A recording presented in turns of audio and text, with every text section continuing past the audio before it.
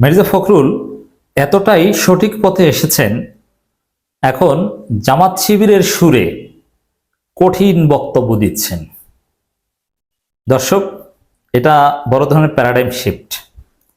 যে মির্জা ফখরুল ইসলাম আলমগীর কয়েক সপ্তাহ আগে বললেন ভারতের সাথে বিএনপির সম্পর্কের বরফ গলেছে এবং ভারতের যে বয়ান ন্যারেটিভ মুক্তিযুদ্ধ আওয়ামী লীগ কেন্দ্রিক, সেগুলোই মির্জা ফখরুল একের পর এক প্রথম আলোর সাথে সাক্ষাৎকারে, নয় দিগন্ত পত্রিকার সাথে সাক্ষাৎকারে বলে আসছিলেন এবং জনগণের প্রচন্ড সমালোচনার শিকার হয়েছিলেন।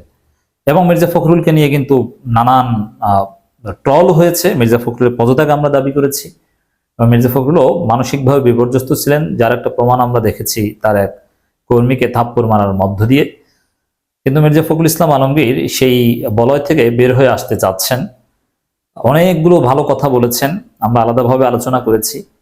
তার 2 সপ্তাহ আগের কথা আর এই সপ্তাহের কথার মধ্যে আকাশ পাতাল পার্থক্য, ব্যাখ্যাও দিয়েছি যে তারেক রহমান হয়তোবা তাকে লাইনে এনেছেন। দর্শক, এখন আর একটা কথা বলেছেন। এই কথাটা মির্জা ফখরুল বলেছেন, এটা অনেককে বিশ্বাস করতে কঠিন হবে, কারণ মির্জা ফখরুল নিজেকে ভারতের দালাল হিসেবে প্রমাণিত করেছিলেন।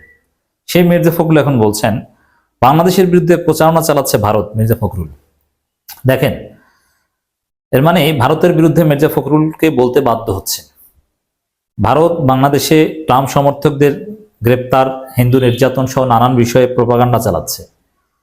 এখানে কথাটা কিন্তু এভাবে বলা যায় যে ভারতের কিছু মিডিয়া বাংলাদেশের বিরুদ্ধে অপপ্রচার চালাচ্ছে, কিন্তু মির্জা ফখরুল সেভাবে বলেনি, ভারতকে দায়ী করেছেন। ইন্ডিয়া টুডে রিপোর্ট করেছে, ইন্ডিয়া টুডে তার সরকার না, যে মোদি সমর্থকদের উপর ক্র্যাকডাউন চালাচ্ছে বাংলাদেশের পুলিশ, আর্মি, মিলিটারি। এটা তো একটা পত্রিকা, পত্রিকার স্বাধীনতা আছে, তার দায়ভার তো আর ভারত সরকারের না। কিন্তু মির্জা ফখরুল দায়ী করছেন কিন্তু একেবারে সরকারকে। হ্যাঁ, সরকারও করছেন। পররাষ্ট্র মন্ত্রণালয়ে নানান বিবৃতি দিচ্ছে, সে সাতক্ষীরায় কি স্বর্ণের কি দিয়েছে মোদি, সেটা চুরি হয়েছে, যদিও এটাও একটা নাটক ছিল। ইসকনের ঘটনা নিয়ে নানান বিষয় নিয়ে পররাষ্ট্র মন্ত্রণালয়ের বিবৃতি সরকারি ষড়যন্ত্র, সরকারি প্রচারণা, প্রোপাগান্ডা। এর বিরুদ্ধে মির্জা ফখরুলের গত সপ্তাহের অবস্থানে যদি তিনি ইস্তেকামত থাকতেন, তিনি যদি সঠিক পথে না আসতেন, তাহলে মির্জা ফখরুল চুপ থাকতেন। কিন্তু না, এখন মির্জা ফখরুল বলছেন, এটাই বাস্তবতা। আমরা সোচ্চার থাকলে, আমরা মির্জা ফখরুলদের বিরুদ্ধে সমালোচনা করলে যে কাজে আসে, আমাদের সমালোচনা যে ফল হয়, যে দেখছেন না লাইন এসেছে, আমরা এটাই চাই। ভাই, মির্জা ফখরুল আমাদের শত্রু নয়।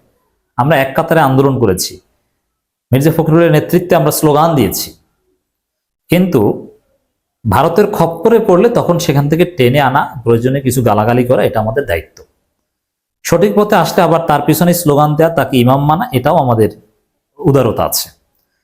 মির্জা ফখরুল ইসলাম আলমগীর আমাদের ভাই, আমাদের নেতা, আমরা তাকে সাপোর্ট করি, তবে লাইনে আসতে হবে। আওয়ামী প্রেম, মুজিব প্রেম, ভারত প্রেম, এগুলো চলবে না। আমাদের সমালোচনার উদ্দেশ্য আশা করি বুঝতে পারছেন। বিএনপির লোকজন অনেকে আমাদের কটু মন্তব্য করেন যে ভাই না, আপনারা দেখেছেন না যে বিএনপির পক্ষে ঝুঁকি নিয়ে আমরা কত অ্যাক্টিভিজম করেছি, দেশে থাকতে পারিনি, কত কিছু হয়েছে। আওয়ামী লীগের রোশনালে আমরা করেছি, বিএনপির কার্যক্রমগুলো আমরা কাভারেজ দিয়েছি, তুলে ধরেছি, বিএনপির বিরুদ্ধে সমস্ত অপপ্রচার জবাব দিয়েছি। বিএনপির বিরুদ্ধে এক লাইন যদি কি আওয়ামী লীগ নেতারা কিছু বলতো, ওই এক লাইনের 5 লাইন ব্যাখ্যা দিতাম আমরা। বিএনপিকে এতটা ডিফেন্ড করেছি। তো সেই বিএনপির প্রতি আমাদের আবেগ আছে। এভাবেই বিএনপি ফিরে আসুক। বাংলাদেশ জাতীয়তাবাদী দল বিএনপির মহাসচিব মির্জা ফখরুল ইসলাম আলমগীর অভিযোগ করেছেন বাংলাদেশের বিরুদ্ধে ভারত প্রচারণা চালাচ্ছে, যা বড় বিপদের কারণ। এই বক্তব্য অত্যন্ত তাৎপর্যপূর্ণ। এর মানে ভারত বাংলাদেশকে বিপদে ফেলতে চাচ্ছে বলে মির্জা ফখরুল অভিযোগ করেছেন। অতএব আমাদের কি করতে হবে? ভারতের আধিপত্যবাদের বিরুদ্ধে সোচ্চার হতে হবে। আমরা স্বাধীন হয়েছি ভারতের বিরুদ্ধে, ভারতের সাথে বাংলাদেশের সম্পর্কের বরফ গলেনি, ভারত ষড়যন্ত্র করছে, ভারতকে শায়েস্তা করতে হবে, সোজা করতে হবে। এটাই হচ্ছে মির্জা ফখরুলের বক্তব্যের ফাইন্ডিংস। এ সময় বিএনপি মহাসচিব বলেন, ফেসিবাদের নেতা হোতা শেখ হাসিনা ভারতে অবস্থান করছেন, আর বাংলাদেশের বিরুদ্ধে ভারত প্রচারণা চালাচ্ছে, যা বড় বিপদের কারণ। বাংলাদেশি অর্জনকে সুনির্দিষ্ট কিছু ব্যক্তি নষ্ট করার চেষ্টা করছে, এই জন্য দেশের মানুষকে সচেতন থাকতে হবে। মির্জা ফখরুল ইসলাম আলমগীর বলেন, উপদেষ্টা নিয়োগ করা প্রধান উপদেষ্টার ব্যাপার, তবে আমরা বলবো বিতার্কিক কাউকে দায়িত্ব দেওয়া যাবে না, এ বিষয়ে সতর্ক হতে হবে। এটা নিয়ে আমরা আলাদা ব্যাখ্যা করেছি।